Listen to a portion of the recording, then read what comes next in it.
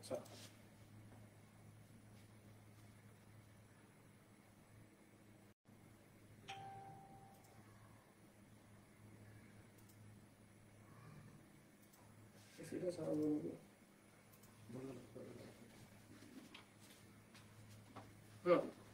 ওকে, যারা যারা লাইভে আছো এইবার মনে হয় সাউন্ডটা ক্লিয়ার আছে। হ্যাঁ, এবার সাউন্ডটা ক্লিয়ার আছে, তাই না? একটু বলো তো ভাইয়া কমেন্ট কইরা সাউন্ডটা ক্লিয়ার আছে কিনা।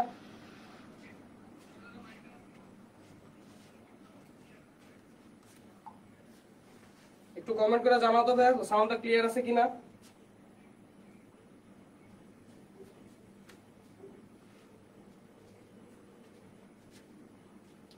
সাজ্জাদুল ইসলাম শান্ত, ওয়ালাইকুম আসসালাম ভাই, কি অবস্থা, ভালো আছো? সাউন্ডটা ক্লিয়ার আছে কিনা এটা একটু জানাও। হ্যাঁ, সাউন্ডটা ক্লিয়ার আছে কিনা, সাউন্ডটা ক্লিয়ার আছে কিনা বলো। ওকে, বিকন হোসেন বলছে ক্লিয়ার সাউন্ড, ঠিক আছে। আজকের ক্লাসটা আমি এখন শুরু করতেছি। হ্যাঁ, সো ভাই গত ক্লাসে আমরা পড়ছিলাম পরিপাক তন্ত্র নিয়ে, মানে টোটাল পরিপাক তন্ত্রের একটা ডেসক্রিপশন দিয়েছিলাম। আচ্ছা, গত ক্লাসে ভাইয়া তোমরা যারা ছিলা 12 সেন্টিমিটার ছিল, 25 সেন্টিমিটার ছিল, 45 সেন্টিমিটার বের করতে বলছিলাম। 45 সেন্টিমিটার কি কি বের করছো বলো, কে বলবে? আহানাফ বলো তো কি কি বের করছো 45 সেন্টিমিটারের।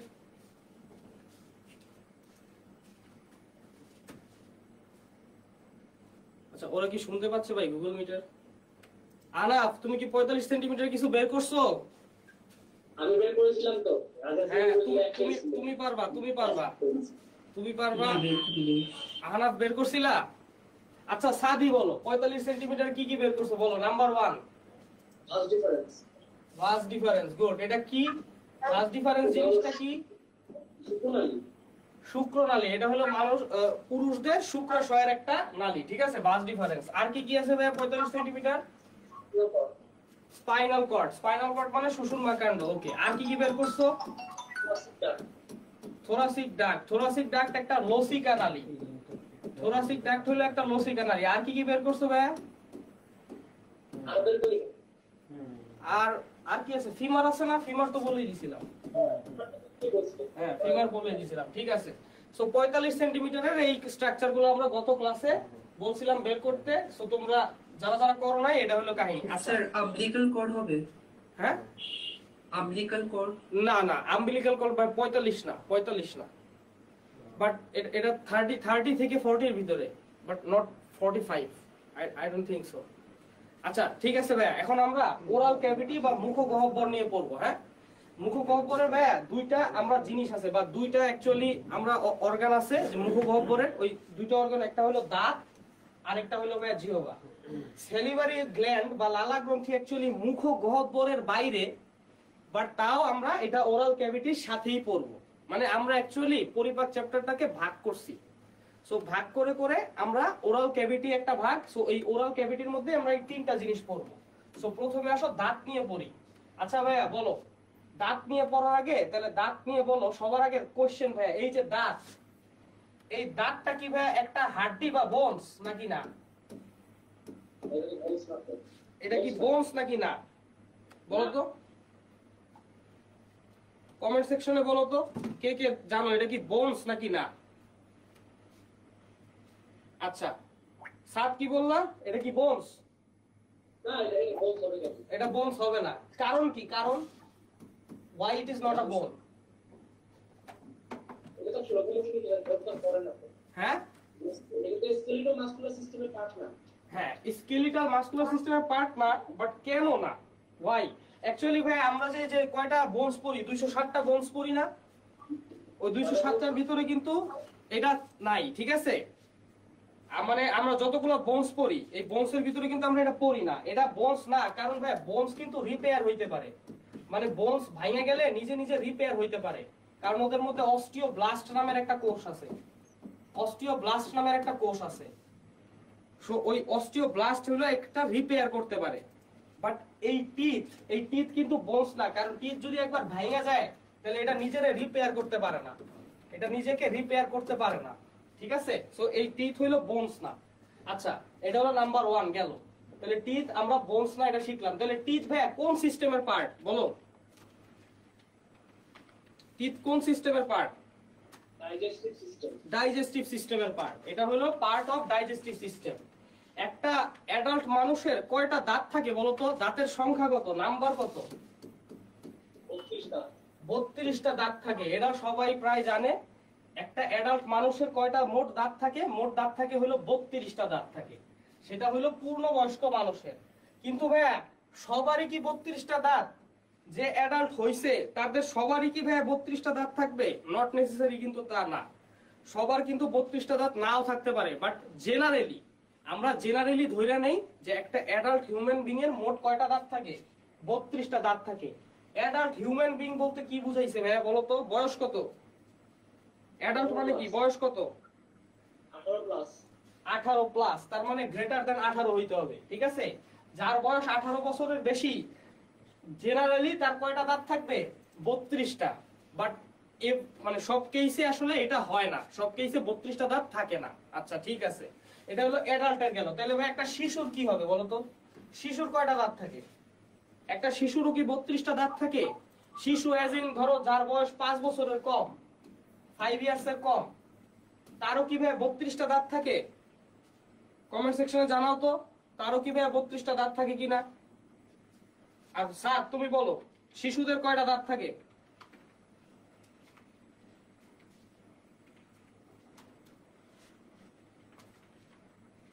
শিশুদের মামুন বলছে কি 18টা দাঁত থাকে। স্যার কোন আইডিয়া আছে? আহানাফ আইডিয়া আছে? 20টা হবে। হ্যাঁ, 20টা।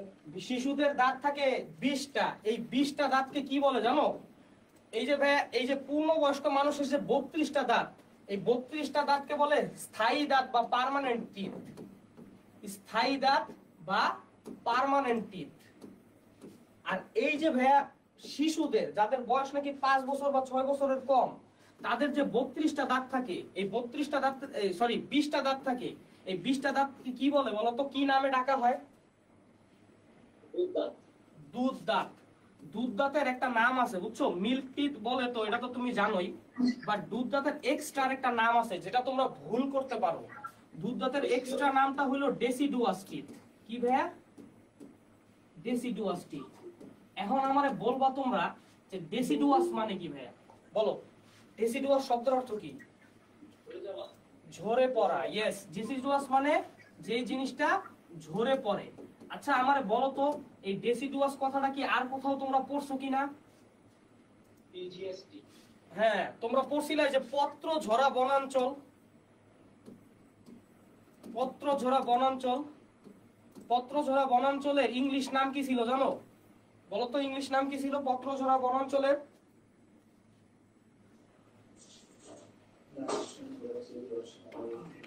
পত্র ঝরা বনাঞ্চলের ইংলিশ নাম কি ছিল বলো? Deciduous forest. Deciduous forest. Very good, deciduous forest. Deciduous forest. তাহলে এইখানে ডেসিডুয়াস বলতে কি বোঝায়? যেই বনের পাতাগুলা ঝইরা যায়। সো ডেসিডুয়াস শব্দের অর্থ হলো ঝরে পড়া, ঠিক আছে? আচ্ছা এটা গেল, তাহলে তোমরা এটা ক্লিয়ার। উদ্যোগ, হ্যাঁ বলো বলো বলো। ভাই একটু মিউট করে দেন তো বাকিদের। কেউ কিছু কোশ্চেন করতে চাইছিল ভাইয়া, নাকি আমি আগাবো? আগাবো?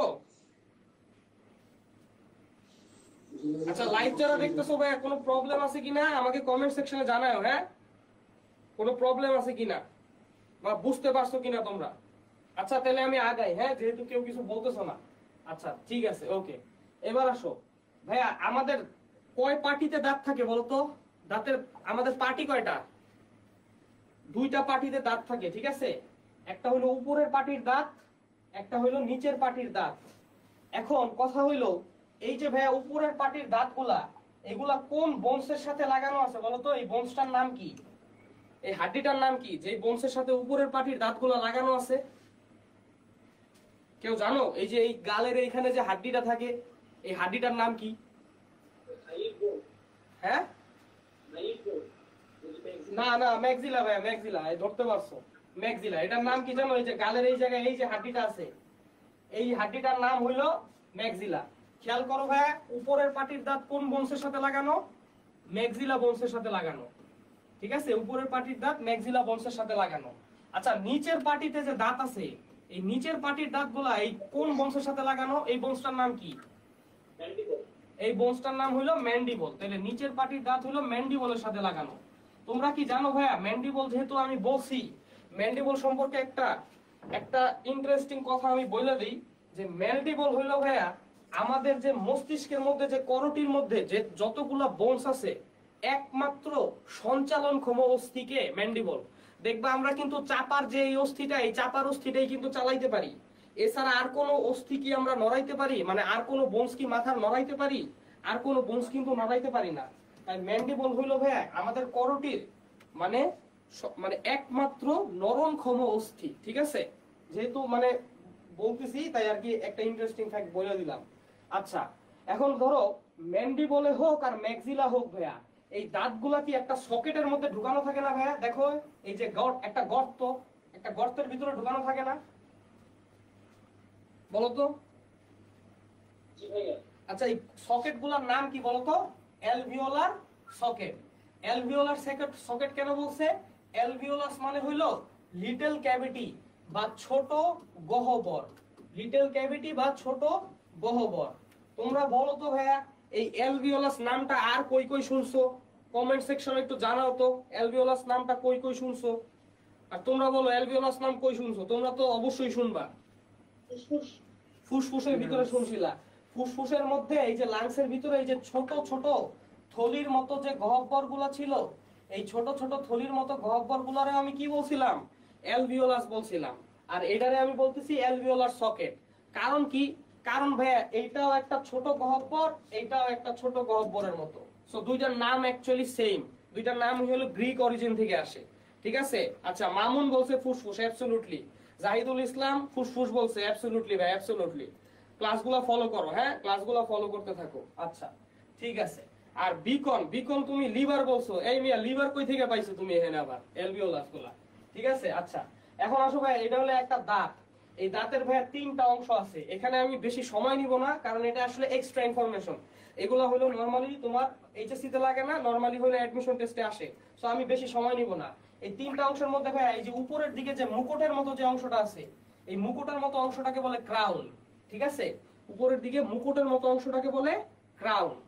আর তোমার মাঝখানের যে তোমার নেক, মানে মাঝখানের যে এই যে গলার মতো যে অল্প একটু চিকন অংশ আছে, এটাকে বলে হলো নেক। এটাকে কি বলে? এটাকে বলে হলো নেক। ঠিক আছে। আর নিচের যে অংশটা আছে ভাইয়া, যেটা নাকি মাড়ির মধ্যে গাঁথানো থাকে, মাড়ির মধ্যে যেটা গাঁথানো থাকে ওটাকে কি বলে? রুট।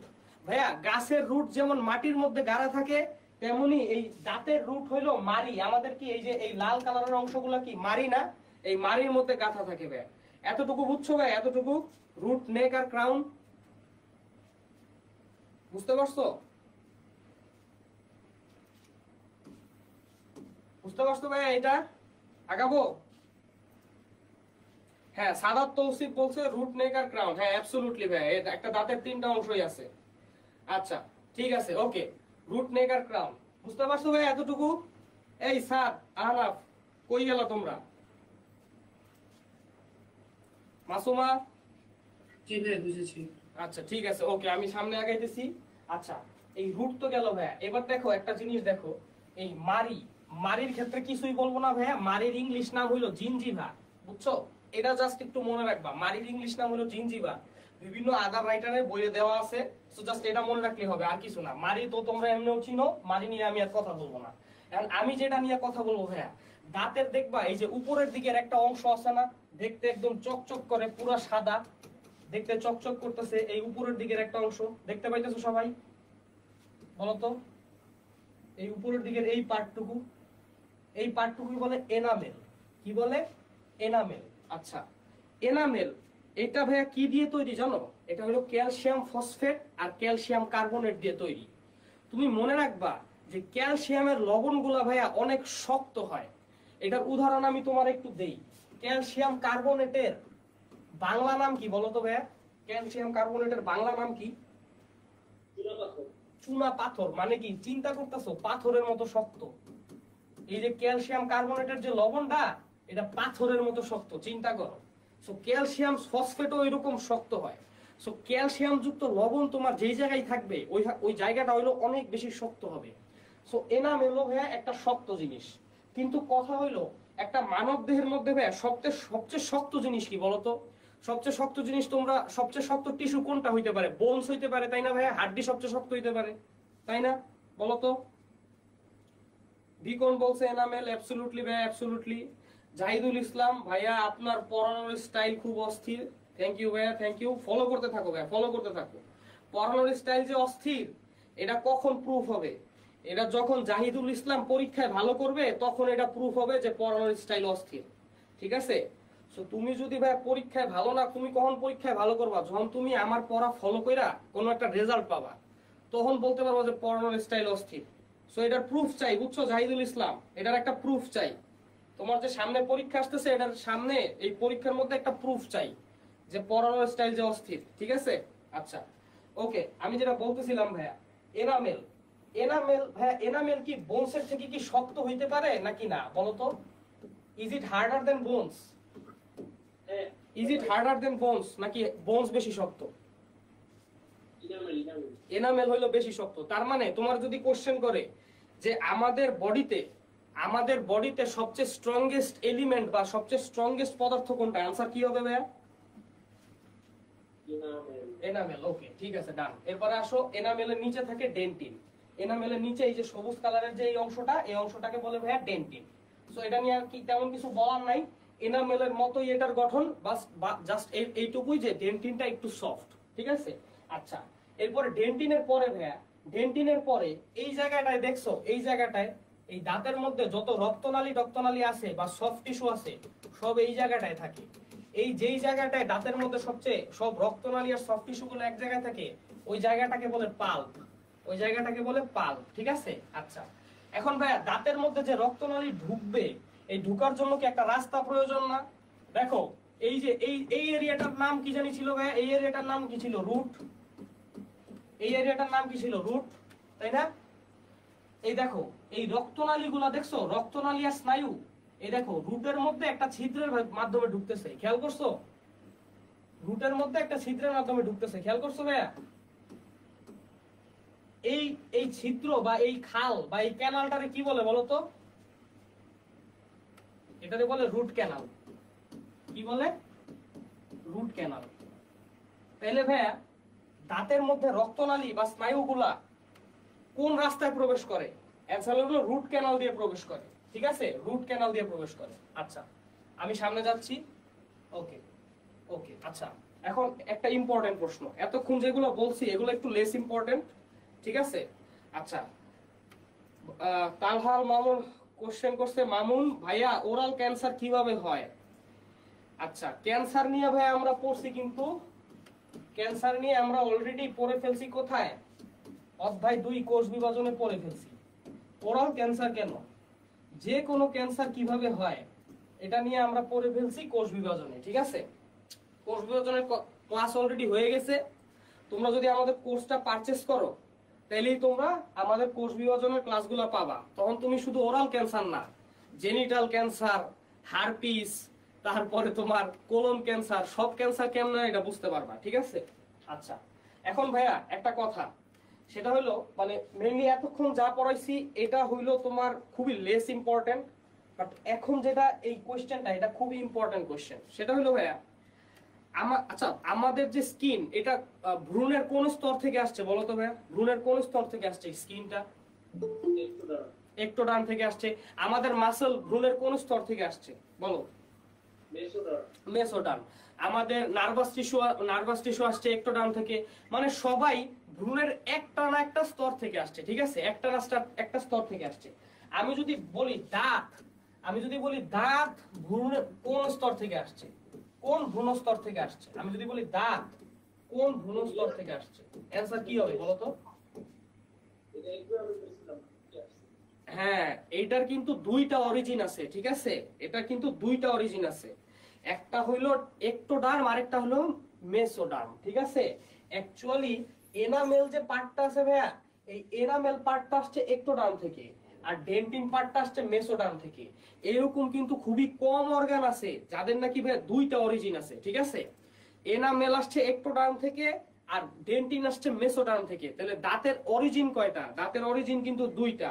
সাদাত তৌসিফ বলছে ভাইয়া মেসোডার্ম, হ্যাঁ অবভিয়াসলি মেসোডার্ম, কিন্তু ভাইয়া ডেন্টিন আসছে মেসোডার্ম থেকে। What about ectoderm? What about ectoderm?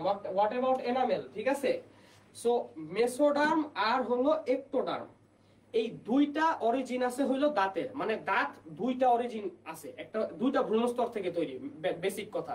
একটা হইলো একটোডার্ম আর একটা হইলো মেসোডার্ম, দুইটা ভ্রূণস্তর, দুইটা অরিজিন আছে, ঠিক আছে। আচ্ছা, সো এটা গেল, এই কোশ্চেনটা খুবই ইম্পর্টেন্ট, ঠিক আছে। আচ্ছা, তারপরে আসো, পয়েন্টার লাগবো।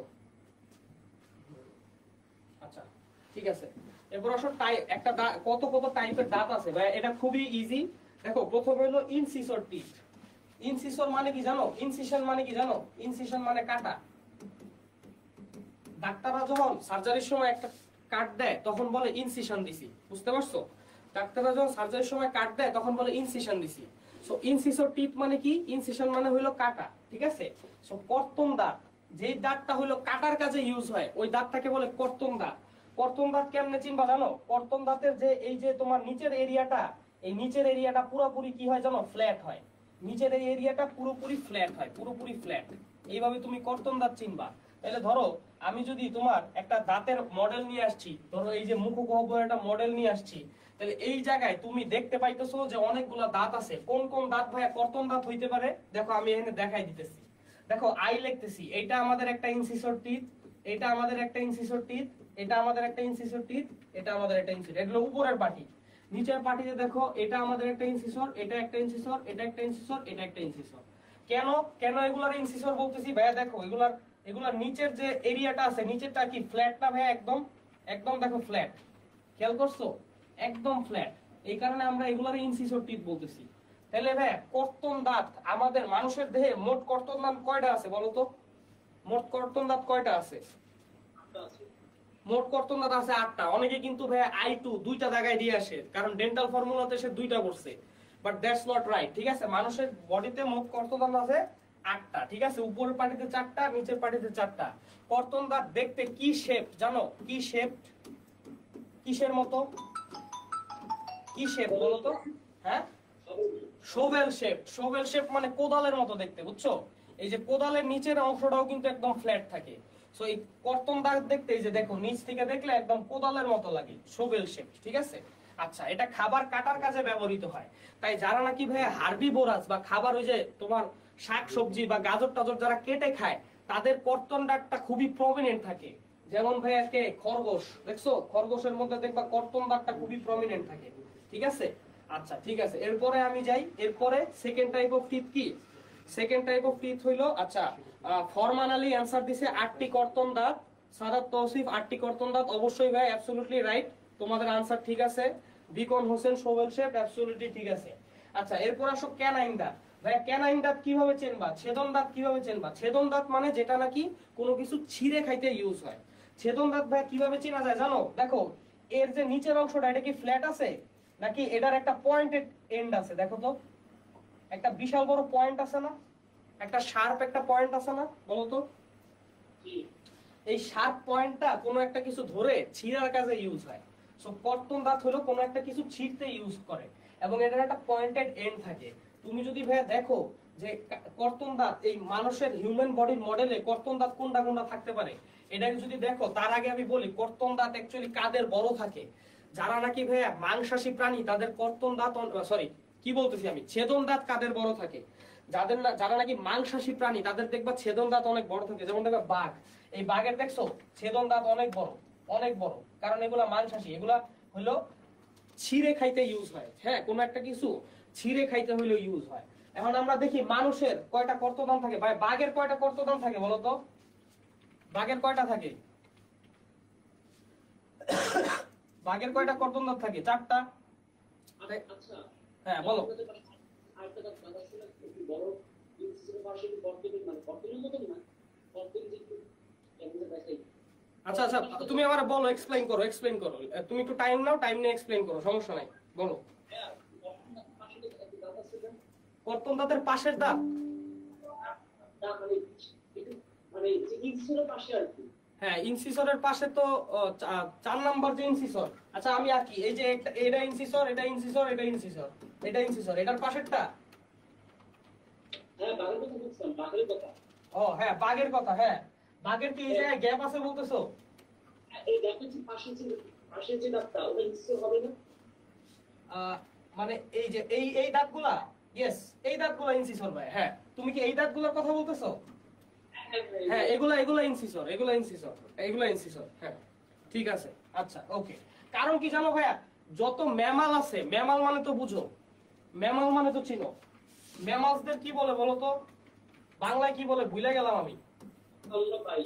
স্তন্যপায়ী যারা আছে সবার ডেন্টাল ফর্মুলা সেম, বুঝছো? সবার ডেন্টাল ফর্মুলা সেম। স্তন্যপায়ী যারা আছে তাদের পাটিতে সবগুলা সেম টাইপের দাঁত থাকে, কিন্তু কথা হইলো কারো কারো মানে অবস্থা ভেদে কারো কারো হইলো দাঁত একটু বেশি শার্প হয়, কারো কারো একটু কম শার্প হয়, বাট সবার সেম টাইপের দাঁত থাকে, ঠিক আছে? আচ্ছা এরপর আসো ভাইয়া, এরপর আসো আমরা দেখি মানুষের কয়টা কর্তন দাঁত থাকে। দেখো আমি যেহেতু বলছি ম্যামালস গুলার সবগুলার সেম টাইপের দাঁত থাকে, তাহলে বাঘের ছেদন দাঁত কয়টা আছে ভাইয়া বলো তো? হ্যাঁ সরি ক্যানাইন, বাঘের ছেদন দাঁত কয়টা আছে? 4টা ছেদন দাঁত। মানুষেরও 4টা ছেদন দাঁতই থাকে। দেখো আমি দেখাই কোথায় কোথায় ছেদন দাঁত গুলো থাকে। এই যে দেখো এই জায়গায় একটা ছেদন দাঁত, তারপরে আসো এইখানে একটা ছেদন দাঁত পয়েন্টেড এন্ড, দেখছো? তাহলে এই সাইডে হইলো 2টা, ওই সাইডে যাও, ওই সাইডে দেখো এখানে একটা ছেদন দাঁত, আর দেখো এইখানে একটা ছেদন দাঁত। তাহলে মোট কয়টা হইলো দেখো, মোট 4টা ছেদন দাঁত হয়ে গেল মানুষের, ঠিক আছে? আচ্ছা এরপর এটার কাজ হইলো ছিঁড়ে খাওয়া। আচ্ছা ছেদন দাঁত দেখো এগুলা কিন্তু ইনসিসর, এগুলা ছিল ইনসিসর, এরপরে এটা হলো ক্যানাইন, সি দিয়ে আমি লিখলাম। ইনসিসর আর ক্যানাইনের পরে তুমি যদি একটু খেয়াল করো, ইনসিসর আর ক্যানাইনের পরে এই যে ভাইয়া 2টা দাঁত, এই 2টা দাঁত দেখতে কি সেম না? হ্যাঁ সেম। আর লাস্টের 3টা দাঁত দেখতে কি সেম না? জি। আবার এই 5টা দাঁত মানে এই 2টা আর এই 3টার মধ্যে অনেক সিমিলারিটি আছে, কিন্তু একটা পার্থক্য কি, যে এইটার 2টা হইলো এরকম পিসার জন্য 2টা ধরো পাটার মতো জিনিস আছে বা 2টা ফোলা অংশ আছে, আর পিছনেরটা যেটা আছে পিছনেরটা 4টা ফোলা অংশ আছে, তাই না? খেয়াল করছো? প্রতিটা দাঁতের 4টা করে ফোলা অংশ আছে, আর সামনের 2টা করে ফোলা অংশ আছে। বাট মেইন কাজ কি? মেইন কাজ এই ফোলা অংশ দিয়ে খাদ্য পিষে। তো যেসব দাঁত হইলো খাদ্য পিষার কাজে ইউজ হয় ওইগুলারে বলে ভাইয়া মোলার দাঁত। মোলার মানে মানে পেশন দাঁত। আর যেহেতু এইগুলা একটু ছোট, মানে এগুলার যেহেতু 2টা ফোলা অংশ আছে আর বাকিগুলোর 4টা আছে, তাই এই সামনের 2টারে বলে প্রি মোলার, সামনের 2টারে বলে প্রি মোলার, আর পিছনের 3টারে বলে মোলার, পিছনের 3টারে বলে মোলার। তাহলে ভাইয়া প্রি মোলার দাঁতের সংখ্যা কয়টা ভাইয়া বলো তো? 2টা। আর মোলার দাঁতের সংখ্যা কয়টা? 3টা। ঠিক আছে? তাহলে এই গেল তোমার দাঁতের অবস্থা। দেখো প্রি মোলার, এটা হলো মোলার, দেখো এটা 4টা হইলো ফোলা অংশ আছে, এরকম 4টা ফোলা অংশ আছে, ঠিক আছে? আচ্ছা এরপর আসো প্রি মোলার। প্রি মোলারের অ্যাকচুয়ালি 2টা ফোলা অংশ থাকে, ঠিক আছে? 2টা ফোলা অংশ থাকে, বোথ আর স্ট্রং, এবং বোথের কাজ হলো পেষণ করা, চর্বণ করা আর পেষণ করা। সো আমরা পড়লাম যে দাঁতের কয়টা প্রকার আছে। একটা হইলো কি, একটা হইলো তোমার কর্তন দাঁত, যেটা নাকি 4টা করে থাকে, 2 পাটিতে 8টা থাকে। ছেদন দাঁত, তারপরে কি প্রি মোলার আর মোলার, ঠিক আছে? আচ্ছা কর্তন দাঁত বা ইনসিসর টিপ হিউম্যান বডিতে কয়টা থাকে? 8টা থাকে। ছেদন দাঁত কয়টা থাকে হিউম্যান বডিতে? 4টা থাকে। প্রি মোলার দাঁত কয়টা থাকে হিউম্যান বডিতে বলো তো? প্রি মোলার দাঁত কয়টা থাকে কমেন্টে জানাও। প্রি মোলার দাঁত কয়টা থাকে? আর এখানেও বলো আমাকে প্রি মোলার দাঁত কয়টা থাকে হিউম্যান বডিতে টোটাল, এক পার্টিরটা বইলো না, বলো তো। প্রিমোলার 8টা হবে। প্রিমোলার কয়টা থাকবে? 8টা হবে। প্রিমোলার হবে 8টা, ঠিক আছে? আর মোলার কয়টা হবে বলো? 12টা। 12টা। কি করছো? জাস্ট 3 রে কয় দিয়ে গুণ দিছো? 4 দিয়ে গুণ দিছো, স্বাভাবিক 12টা। এটা আমরা আসতেছি, কারণ এই যে এক সাইডে আছে 3টা, এক সাইডে আছে 3টা, তাহলে এই সাইডে আরো 3টা আছে, আবার এই সাইডে 3টা আছে, এই সাইডে আরো 3টা আছে। তাহলে মোট মোলার কয়টা হইলো? 12টা। দেখো 1 2 3 এগুলো সব হইলো মোলার, সব হইলো মোলার। সো দ্যাটস অল, যে মানুষের কয়টা হইলো দাঁত থাকে। টোটালটা ভাইয়া, টোটালটা। আমি কেন বারবার টোটালটার উপর ইনফাসিস করতেছি জানো? কারণ অনেক সময় আমরা ডেন্টাল ফর্মুলাতে শিখি যে I2C1 P2 M3, তখন আমরা ওই M3 মনে করে তিনটা জায়গায় দিয়ে আসি, বাট টোটালটা অলওয়েজ মনে রাখবা। টোটালটা মনে রাখলে সবকিছু ওকে হয়ে যাবে। ফরমান আলী বলছে 12টা, বিকন হোসেন 12টা, সাদাত তৌসিফ মোলার 12টা, এভরিওয়ান ইজ রাইট। ঠিক আছে, আচ্ছা ঠিক আছে, ওকে। এখন আমরা ভাই ডেন্টাল ফর্মুলা বা দন্ত সংকেত কিভাবে লেখে এটা আমরা একটু শিখবো। ঠিক আছে, আচ্ছা এখন দেখো, দন্ত সংকেত লেখার আগে তোমার আগে জানতে হবে যে দাঁতগুলা কখন উঠতেছে আর কখন শেষ হইতে, মানে কখন ঝরে পড়তেছে।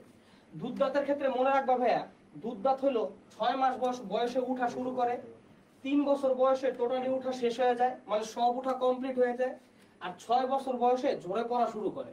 ঠিক আছে, তাহলে দেখো খুবই কিন্তু ইজি মনে রাখা, 6 3 6 একটা প্যাটার্ন আছে, সো ইজিলি মনে রাখতে পারবা। 6 মাস বয়সে হইলো উঠা শুরু করে, 3 বছর বয়সে সব উঠা কমপ্লিট হয়, আর 6 বছর বয়সে হইলো ঝরে পড়া শুরু করে।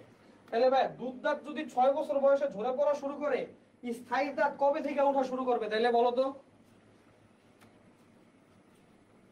দুধ দাঁত যদি 6 বছর বয়সে ঝরে পড়া স্টার্ট করে, স্থায়ী দাঁত কবে থেকে ওঠা শুরু করবে? 6 মাস থেকে। 6 মাস থেকে? কি বল, তখন দেখ 6 মাস থেকে উঠা শুরু হচ্ছে। কি বলতেছো তুমি? দুধ দেখো, দুধ দাঁত ঝরে 6 পড়া, বছর 6 বছর। হ্যাঁ দুধ দাঁত ঝরে পড়ার পর কি স্থায়ী দাঁত উঠে না? তাহলে দুধ দাঁত যখন ঝরে পড়বে তখন স্থায়ী দাঁত উঠবে। তাহলে দুধ দাঁত যখন 6 বছর পর ঝরে পড়া শুরু করবে, স্থায়ী দাঁতও হইলো 6 বছরের মধ্যে উঠা শুরু করবে। বুঝতে পারছো? 6 বছরে হলো স্থায়ী দাঁত উঠা শুরু করবে। যখন দুধ দাঁত ঝরে পড়বে স্থায়ী দাঁত উঠবে। আর স্থায়ী দাঁত সবগুলা উঠতে উঠতে টাইম লাগা যায় কত জানো? 12 বছর। 12 বছরে সবগুলা উঠা কমপ্লিট হয়, কিন্তু একটা তখনও উঠে না, সেটা হলো থার্ড মোলার টুথ। তৃতীয় মোলার যে দাঁতটা আছে, আমরা পড়ছিলাম কি প্রতি কোয়াড্রেন্টে 3টা করে মোলার দাঁত থাকে, তার মধ্যে যে লাস্ট মোলার যে দাঁতটা আছে, এই লাস্ট মোলার দাঁতটা তোমার এই 12 বছরের পরে উঠে না। লাস্ট মোলার দাঁতটা উঠতে কত লাগে জানো? 17 থেকে 25 বছর পর্যন্ত টাইম লাগে। 17 থেকে 25 বছর পর্যন্ত টাইম লাগে এই লাস্ট মোলার দাঁতটা উঠতে। এই লাস্ট মোলার দাঁতের আরেকটা নাম আছে, এটারে অনেকে আক্কেল দাঁতও বলে। বুঝতে পারছো? আক্কেল দাঁত। আচ্ছা আমারে বলো তো, এই যে লাস্ট মোলার দাঁতটা আছে, থার্ড মোলার দাঁতটা আছে, এই থার্ড মোলার দাঁতটা কি সবার উঠে? বলো তো, সবার কি উঠে? সবার কি লাইফের কোনো না কোনো সময় এই দাঁতটা কি উঠে? বলো তো।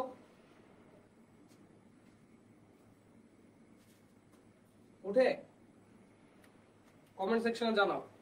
না ভাইয়া। তোমরা কেন সাইলেন্ট? হ্যাঁ, এটা কিন্তু ভাইয়া সবার উঠে না। তাহলে কি ভাইয়া সবার কি 32টা দাঁত থাকে ভাইয়া? বলো তো। না ভাইয়া। দেয়ার আর অনলি ফিউ পিপল যাদের আসলে 32টা দাঁত থাকে। এরকম অনেক মানুষ আছে যাদের আক্কেল দাঁত উঠেই না। বুঝতে পারছো? ওই আক্কেল দাঁত তাদের উঠেই না। মানে কেন উঠে না এখন বলবা যে তাদের কেন উঠে না, কারণ আক্কেল দাঁত উঠার জন্য কিন্তু একটা স্পেস দরকার, ওই স্পেসটা তাদের থাকেই না, যার কারণে আক্কেল দাঁতটা তাদের উঠেই না। আর আক্কেল দাঁতটা যখন উঠে তখন কিন্তু অনেক ব্যথা করে। কারণ কি জানো? আক্কেল দাঁতগুলা বাকি সব দাঁতগুলারে সরায় টরায় উঠে, এই কারণে অনেক প্রেসার পড়ে। প্রেসার পড়ার কারণে এখানে নার্ভগুলা ড্যামেজ হয়, নার্ভ ড্যামেজের কারণে এখানে ব্যথা করে। বুঝতে পারছো? সো মানে সবার আসলে 32টা দাঁত থাকে না। ঠিক আছে, আমরা বলি যে পার্মানেন্ট দাঁত বা স্থায়ী দাঁত হলো 32টা, বাট সবার থাকে না। আক্কেল দাঁত কিন্তু সবার অ্যাকচুয়ালি উঠে না। অনেকের আছে উঠে, যাদের উঠে তাদের কত বছর পরে উঠে? 17 বছর পরে উঠে। বাট আমরা ধইরা নিব যে সবার, আমরা যদি আমি যদি তোমারে বলি যে 25 বছরের একজনের দন্ত সংকেত লেখো, তখন তুমি ধইরা নিবা যে তার আক্কেল দাঁত উঠছে, এটা তুমি ধইরা নিবা। ঠিক আছে, কত বছরে? ধরো 25 বছরের একজনের দন্ত, তখন কি ও কি অ্যাডাল্ট না ভাইয়া? ও কি 17 বছর পার হয়ে গেছে না? তখন তুমি ধইরা নিবা যে আক্কেল দাঁত উঠছে। ঠিক আছে, বাট ইন রিয়ালিটি আসলে সবার আক্কেল দাঁত উঠে না। বাট তুমি ধইরা নিবা যে আক্কেল দাঁত উঠছে, এটাই হলো আইডিয়াল কন্ডিশন। তুমি কখন ধইরা নিবা যে আক্কেল দাঁত উঠছে? তোমার যদি কোশ্চেনে থাকে 17 বছরের উপরের কোনো ভ্যালু, যে ধরো বললো যে 18 বছরের একজনের দন্ত সংকেত লেখো, বা 19 বছরের বা 20 বছরের একজনের দন্ত সংকেত লেখো, তখন তুমি ধইরা নিবা তার আক্কেল দাঁত উঠে গেছে। বুঝতে পারছো? ঠিক আছে, আচ্ছা ঠিক আছে, ওকে। এবার আমি সামনে যাই। এবার আসো ভাইয়া, দুধ দাঁতের মধ্যে দেখো আমরা পড়ছিলাম না ভাইয়া, আমাদের 4 ধরনের দাঁত আছে, ইনসিসর, ক্যানাইন, তারপরে প্রিমোলার, মোলার। বলো তো ভাইয়া, এই দুধ দাঁতের মধ্যেও কি দুধ দাঁতও কি 4 ধরনের? দুধ দাঁতের মধ্যে কি সবগুলাই থাকে? বলো তো, কমেন্ট সেকশনে জানাও তো। সেটা সম্ভব না। আচ্ছা, দুধ দাঁতের মধ্যে কোনটা থাকে না বলো তো? কোন প্রকারটা এখানে নাই? ইনসিসর নাই, ক্যানাইন নাই, প্রিমোলার নাই, না মোলার নাই, কোনটা নাই? কি বলেন না? আচ্ছা 17 ইয়ার্স, সাদাত তৌসিফ বলছে যে 17 ইয়ার্স এর কম এজের কোন মানুষের দন্ত সংকেতে কি মোলার দুইটা ধরবো? ইয়েস ভাইয়া, মোলার দুইটা ধরবা। 17 বছরের কম দিলে মোলার দুইটা ধরবা, ঠিক আছে? 17 বছরের বেশি দিলে মোলার তিনটা ধরবা, ঠিক আছে? আচ্ছা আচ্ছা, এরপরে আসো। এবার সাত বলছে কি প্রিমোলার নাই, সাত হইলো অ্যাবসলিউটলি লাইট।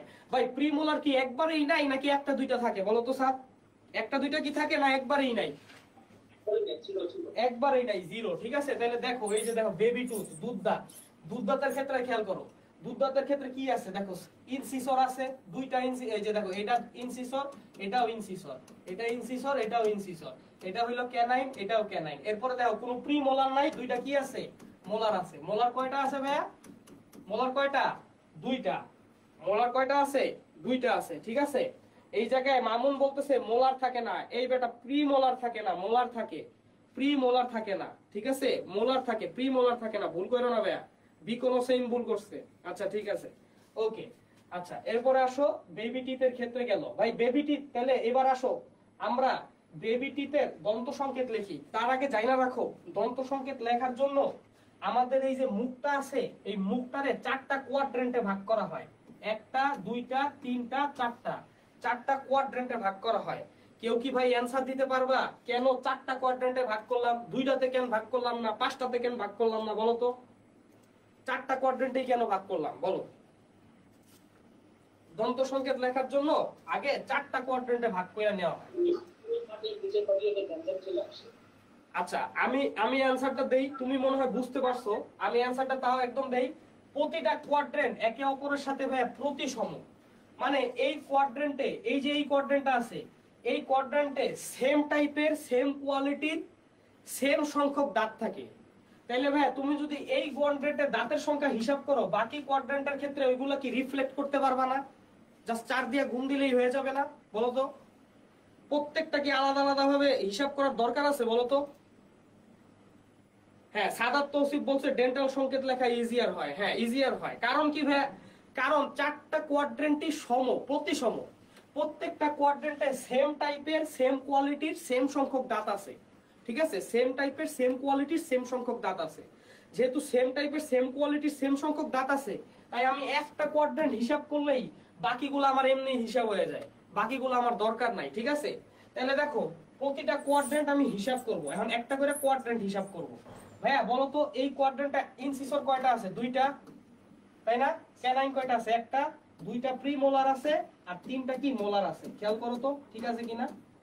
তাহলে দন্ত সংকেত লেখার আগে আমি এইভাবে টান দেই একটা, এটা হলো উপরের পাটি, উপরে আমি কি লিখবো? উপরে আমি লিখবো উপরের পাটির দাঁতগুলা, আর নিচে আমি লিখবো নিচের পাটির দাঁতগুলা, নিচের পাটির দাঁতগুলা। এখন কেন উপরের পাটি আর নিচের পাটি আবার আলাদা করা হইলো? কারণ ভাই সামটাইমস দেখা যায় যে কারো কারো উপরের পাটিতে একটা দুইটা দাঁত হইলো উঠছে কিন্তু নিচের পাটিতে মিসিং, এই কারণে, বুঝতে পারছো? এই কারণে উপরের পাটি আর নিচের পাটির দাঁত দুইটা আলাদা করা হয়েছে। আচ্ছা এখন আসো যে তোমার দন্ত সংকেত কিভাবে লিখবা। তাহলে দেখো ইনসিসর কয়টা আছে? দুইটা, তাহলে আই এর নিচে 2 দিবা। ক্যানাইন কয়টা আছে? একটা, উপরের পাটিতে, উপরের পাটিতে খালি একটা সাইডে, হ্যাঁ উপরের পাটির একটা কোয়াড্রেন্টে। ক্যানাইন কয়টা আছে? একটা, তাহলে সি এর নিচে 1 দিবা। প্রি মোলার কয়টা আছে ভাইয়া? দুইটা আছে। আর মোলার কয়টা আছে? তিনটা আছে, ঠিক আছে?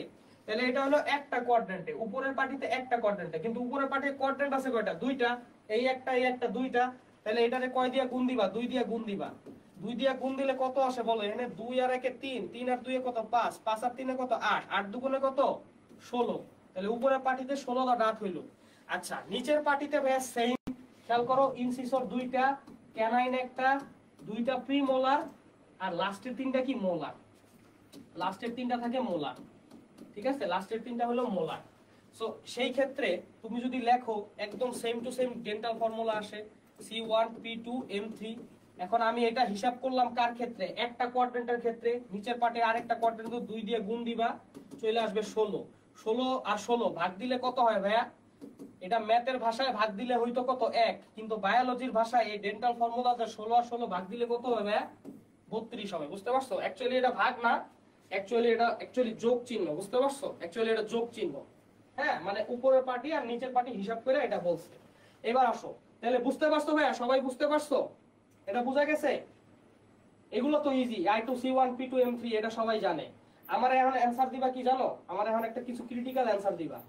দাঁড়াও আমি ক্রিটিক্যাল অ্যানসার গুলো নিয়ে আসি। দুধ দাঁতের দন্ত সংকেত কি সবাই কমেন্ট করো। দুধ দাঁতের দন্ত সংকেত কি? দুধ দাঁতের দন্ত সংকেত সবাই কমেন্ট করো। দুধ দাঁতের দন্ত সংকেত সবাই কমেন্ট করো। I2C1 B0 M2 হ্যাঁ ভেরি গুড। কত? I2C1 P0। ভাই অনেকে পি লেখেই না, সে এম লেখে, M2 এই তুমি কি M3 বললা স্যার? M3 বলছো? না M2 বলছি। আচ্ছা আচ্ছা M2 বলছো, গুড গুড, ঠিক আছে। M3 বললো না ভাই ভুলে। আচ্ছা অনেকে ভাই পি লেখে না, পি না লিখলে কিন্তু হইব না, তোমার পি লিখতে হবে যে প্রিমোলার নাই, তাই পি লেখা 0 দিতে হবে। আর এম কত? M2। সো এটা হলো দুধ দাঁতের দন্ত সংকেত গেল। দুধ দাঁত কাদের থাকে ভাইয়া? যদি 5 বছর বা 6 বছরের নিচে বলে, 6 বছরের নিচের যদি কারো দন্ত সংকেত বলে, ধরো কোশ্চেন আসলো যে 3 বছরের বাচ্চার দন্ত সংকেত লেখো, তখন তুমি এটা লিখবা। ধরো 5 বছরের বাচ্চার দন্ত সংকেত লেখো, তখন তুমি এটা লিখবা। আচ্ছা ঠিক আছে, দুধ দাঁতের দন্ত সংকেত আমি পারলাম। এবার আসো, এবার একটা ইম্পর্টেন্ট প্রশ্ন। 14 বছরের বালকের দন্ত সংকেত, এটা সবাই কমেন্ট করো, সবাই কমেন্ট করো। 14 বছরের বালকের দন্ত সংকেত কমেন্ট করো সবাই। I2C1 P2 M2 হ্যাঁ কি বলছো? I2C1 P2 M2 M2 very good. I2C1 P2 M2 কারণ কি? কারণ লেখছে 14 বছর। আমরা জানি যে তৃতীয় মোলার দাঁত, থার্ড মোলার 17 বছরের আগে উঠে না, 17 বছরের আগে উঠে না। তাইলে যেহেতু থার্ড মোলার 17 বছরের আগে উঠে না, এনে দিছে কত ভাইয়া? 14 বছর। তাহলে ওর বয়স হলো 17 কম, তাহলে ওর মোলার কি একটা কম থাকবে না? ওর মোলার কিন্তু একটা কম থাকবে, ঠিক আছে? আচ্ছা রাকিবুর রহমান কমেন্ট করছে I2C1 P2 M3। ভাই ভুল হইছে ভাই, ভুল হইছে ভাই। I2C1 Rakibur Rahman I2C1 P2 M2 হবে ভাই, ভুল হইছে, ঠিক আছে? আচ্ছা এরপরে আরেকজন কমেন্ট করছিল, ডিলিট করে দিছে, ডব্লিউ লিখছিল লাস্টে, আমি পড়তে পারি নাই, ঠিক আছে? রাকিবুর রহমান একটু ঠিক করে নিও, ঠিক আছে? সাদাত তৌসিফ তোমারটা ঠিক আছে ভাই, I2C1 P2 M2 ঠিক আছে ভাই, তোমারটা ঠিক আছে, ওকে। তাহলে ভাইয়া দাঁত গেল, হ্যাঁ দাঁত গেল।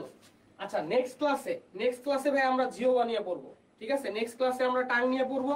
আজকের ক্লাসে ভাই আমাদের একটু শুরু করতে একটু প্রবলেম হয়েছিল, ঠিক আছে? নেক্সট ক্লাসে আমরা একটু লং টাইম নিয়ে ক্লাস নিব, ঠিক আছে ভাইয়া? ঠিক আছে,